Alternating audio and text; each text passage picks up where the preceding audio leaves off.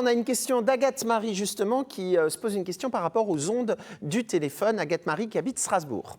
Bonjour, je m'appelle Agathe-Marie, je viens de Strasbourg. J'avais une petite question. Est-ce que c'est vrai qu'il ne faut pas dormir à côté de son portable à cause des ondes? Merci. Alors, on a le président de l'association Robin des Toits qui peut nous répondre. Tout d'abord, le portable éteint, allumé, mode veille? En ce qui concerne le sommeil et la nuit, éteint. Hein. Les ondes ont des effets sanitaires, et notamment sur la mémoire courte, notamment sur effectivement le sommeil, sur plein d'autres choses qu'on pourra détailler. Le portable, la nuit, il est éteint, il est mis loin. Hein. S'il est en mode veille, on peut le mettre loin si on a besoin à un moment donné de mettre le réveil et qu'on n'en ait pas d'autre, ce qui est fort dommage. Mode veille, c'est le mode avion pour vous, c'est ça? Oui.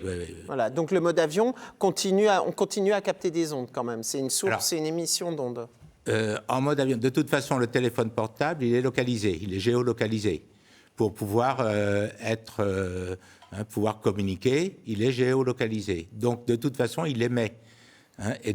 Pour pouvoir trouver l'antenne qui va être proche. Donc, oui. Il émet des ondes en permanence, même si on ne l'utilise pas pour téléphoner, du coup, pour la géolocalisation. Même si on ne l'utilise pas pour téléphoner, oui, bien sûr, parce que imaginez que vous vouliez téléphoner et qu'il ne soit pas géolocalisé, qu'il ne reconnaisse pas l'antenne, comment vous faites? Donc il est en permanence. On pense que c'est que lorsqu'on l'utilise. En tous les cas, on va en apprendre un peu plus sur les ondes et on reparle du téléphone portable juste après avec vous. Top! Si je vous dis petite vague à l'apparence inoffensive, comme si on avait lancé un caillou à la surface de l'eau, vous me répondez les ondes électromagnétiques produites par des objets du quotidien, bien entendu. Plus rapide qu'une fusée, elles se déplacent à la vitesse de la lumière, c'est-à-dire à 300 000 km/s. Évidemment, pas le temps de les voir. Et elles sont partout, même chez vous. Ah oui, je sais, dans mon micro-ondes. Bien joué, mais pas seulement. Vos téléphones, la radio, votre box internet, des antennes relais dans la rue, la fonction Bluetooth de votre voiture, l'émetteur de votre télévision et la télécommande qui va avec, ils émettent tous des ondes. Nous sommes constamment en contact avec ces ondes. Elles vous collent partout où vous êtes. En fait, vous devenez indissociables, comme si elles étaient vos meilleurs amis ou, pour certains, vos meilleurs ennemis. Et oui, car si vous avez la chance de ne rien ressentir en recevant un appel, ce n'est pas le cas de tout le monde. Certains souffrent, et pas seulement quand c'est leur belle-mère qui appelle. En fait, l'Agence nationale de sécurité sanitaire estime à 3,3 millions le nombre de personnes hypersensibles aux ondes en France, soit environ 5% de la population. On appelle cela l'électrosensibilité, une pathologie reconnue, mais pas encore expliquée scientifiquement. Chez ceux qui y sont sensibles, les ondes seraient responsables de troubles du sommeil, de l'attention et de la mémoire, mais provoqueraient aussi des douleurs dans tout le corps et le plus souvent des migraines. Mais on les soupçonne aussi de jouer un rôle dans la baisse de fertilité chez les hommes. Alors un conseil messieurs, retirez vite vos téléphones portables de vos poches. Voilà, et si vous aussi vous avez une question à poser sur une thématique particulière, n'hésitez pas à contacter l'équipe d'Ensemble C'est Mieux, soit par mail, par téléphone ou sur les réseaux sociaux. On continue à parler des ondes parce qu'elles sont nombreuses, Wi-Fi, WiMAX, sans fil, Bluetooth, il y a des ondes partout. Est-ce qu'on peut y échapper ? On va y échapper d'autant moins que se prépare donc la civilisation des objets connectés avec la 5G, où on aura 20 000 satellites qui vont communiquer avec des antennes qui seront très localisées. On aura, du fait des fréquences qui seront nouvelles, qui seront utilisées, une antenne tous les 100 mètres. En plus, qui vont émettre avec des puissances beaucoup plus importantes, puisque ce seront des antennes intelligentes. Donc, je voulais juste revenir sur ce qui vient d'être dit. 3 millions de personnes. C'est quand même pas rien. Et c'est l'Agence nationale de sécurité sanitaire. Donc, on est 3 millions de personnes qui sont électrosensibles. Alors, il faut savoir ce que ça veut dire. Les gens qui sont électro-hypersensibles ne peuvent plus vivre chez eux, ne peuvent plus être dans leur lieu de travail, ne peuvent plus prendre les transports en commun. Et comme on va bombarder avec la 5G pour que les gens puissent ouvrir la porte en faisant un geste comme ça, ou avec la reconnaissance faciale, plutôt que d'abaisser le bras pour tourner la poignée. Parce qu'on veut tous devenir des gros fainéants, il faut quand même bien le dire. Et puis, bien sûr que une marque de frigo que je ne citerai pas, parce qu'il faudrait que j'en cite 3 et j'en oublierai un, qui a fabriqué un frigo connecté. Hein, vous avez des caméras qui regardent ce qui vous reste dans votre bac à légumes, et vous avez ça sur votre portable, naturellement avec un distributeur que je ne citerai pas non plus, qui va vous dire n'oublie pas d'acheter les carottes, parce que, et ensuite on se le fait livrer à la maison. C'est vraiment un problème de fausse technologie, de fausse civilisation. Puis surtout, après, on est condamné à manger la même chose toute sa vie, puisque c'est le frigo qui choisit de renouveler et non pas de nous proposer des nouveautés. Mais il faut toujours être indulgent avec la méconnaissance. Mais justement, avant, on n'était pas en moi, j'ai connu une période où il n'y avait pas de téléphone portable, hein, je suis un peu vieux, mais on parlait des ondes des lignes à haute tension, par exemple. On disait que ça dégageait aussi des ondes, on parlait des gens qui étaient dépressifs, qui habitaient sous les ondes, ce genre de choses. Est-ce que du coup, d'avoir du filaire, ça change quelque chose ? Oui, bien sûr, puisque le filaire, hein, par exemple, au lieu d'être en Wi-Fi, avec des ondes qui sont à 2,4 GHz, qui étaient celles des micro-ondes, qui avaient été d'ailleurs abandonnées par l'armée à une certaine époque, hein, du fait de leur nocivité, il vaut mieux avoir du filaire. Hein. Et si on prend du filaire en plus dans des câbles blindés, hein, donc où il n'y a pas d'émission de champs électromagnétiques, on n'a plus aucun souci.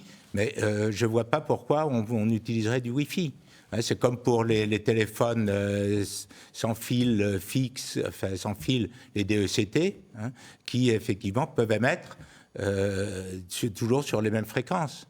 Mais donc, ces ondes, elles existent dans la nature ou est-ce qu'on les amplifie ? Comment ça se passe ? Parce que moi, je pensais en fait qu'on utilisait une onde pour véhiculer une information, comme si c'était un peu un transporteur. Et là, on fait quoi ? On les trafique, ces ondes ?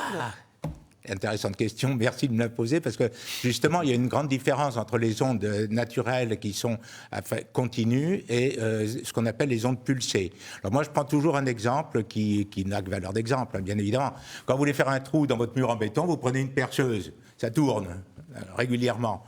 Vous y arrivez à faire ce trou-là ? Vous n'y arrivez pas. Si vous prenez maintenant une perceuse à percussion qui, en même temps qu'elle tourne, donne des chocs, vous faites ce trou dans le mur en béton.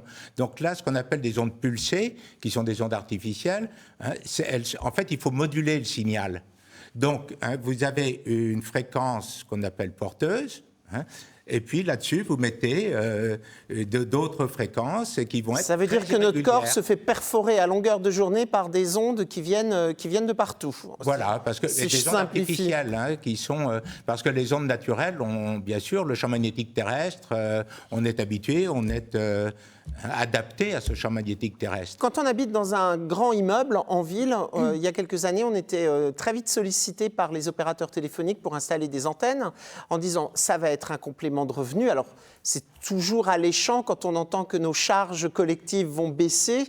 On se dit qu'on va gagner de l'argent. Et leur argument, c'était de dire si l'antenne est au-dessus de l'immeuble, comme les ondes partent sur les côtés, vous les ressentez moins dans l'immeuble que vos voisins. Donc, prenez l'antenne, vous, plutôt que vos voisins. Est-ce que c'est vrai, ça ? Non, ça, c'est pas vrai parce que, en fait, l'antenne, elle va émettre sur un rayonnement qui va être très important. Ce qui va être différent d'ailleurs avec les antennes 5G qui vont être focalisées. Alors, vous avez un rayon principal, si vous voulez, un lobe, ce qu'on appelle un lobe principal, et puis vous avez des lobes secondaires. Parce que imaginez, si vous êtes en dessous et qu'il y a vraiment aucune onde qui passe, quand vous êtes en dessous de l'antenne, vous ne pouvez pas téléphoner. Hein, chacun fait l'expérience qu'il y a une antenne. Donc, si on peut téléphoner, c'est que forcément, il y a des ondes chez nous. Alors, vous êtes biologiste, vous êtes scientifique. On a l'impression qu'il y a plein de rapports qui se contredisent. Est-ce qu'on a le recul à l'heure actuelle ? La 5G, est-ce qu'on va être des cobayes ou est-ce qu'on a déjà un peu de recul ? Alors, on est des cobayes. Nous étions d'ailleurs récemment avec Alert Phone Gate, qui est une association internationale qui a montré comment les opérateurs avaient menti sur les débits d'absorption spécifiques, ce qui fait un phone gate comme on a le Dieselgate, ce qui est quand même très grave. La 5G va être implantée, par exemple Paris, vous avez les Jeux Olympiques en 2024, il faudra que ce soit une ville intelligente. Hein. Donc tout va être fait, et tout est fait en catimini.